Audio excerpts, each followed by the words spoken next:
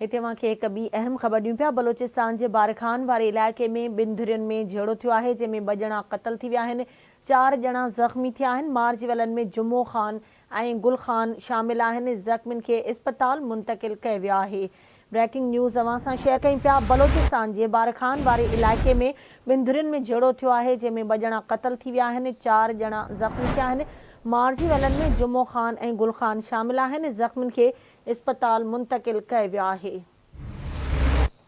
Breaking news अवां सां share कयूं पिया। बलोचिस्तान जे बारखान वारे इलाइक़े में 2 धुरियुनि में झेड़ो थियो आहे, जंहिंमें 2 ॼणा क़तल थी विया, 4 ॼणा ज़ख़्मी थिया आहिनि। मार्जिवलन में जुमो ख़ान ऐं गुल ख़ान शामिल आहिनि। ज़ख़्मी इस्पताल मुंतक़िल कया विया आहिनि। तफ़सील मालूम कंदासीं कोयटा मां आवाज़ न्यूज़ जे रिपोर्टर आज़ाद बलोच खां।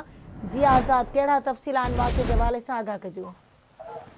जी बिल्कुलु, बलोचिस्तान के बारखान वाले इलाइक़े 2 ग्रुपनि जे विच में राति देर झेड़ो थी पियो आहे। झेड़े जे नतीजे में गोली लॻण सबबि 2 ॼणा मौके ते मारिजी विया आहिनि ऐं 4 ॼणा सख़्तु ज़ख़्मी थी पिया आहिनि।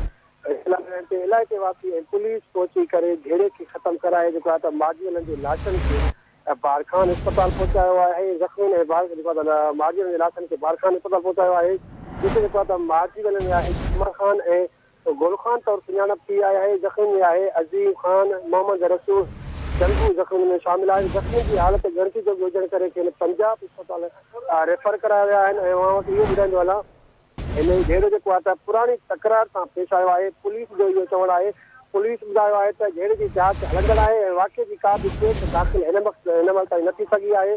लाशनि जी ज़रूरी कार्रवाई बाद लाश वापसि हवाले कयो आहे। लाश घर पहुचण ते घर में कोरा मतल आहे। जी ठीकु आहे, मुंहिंजी महिरबानी आज़ाद अपडेट करण लाइ।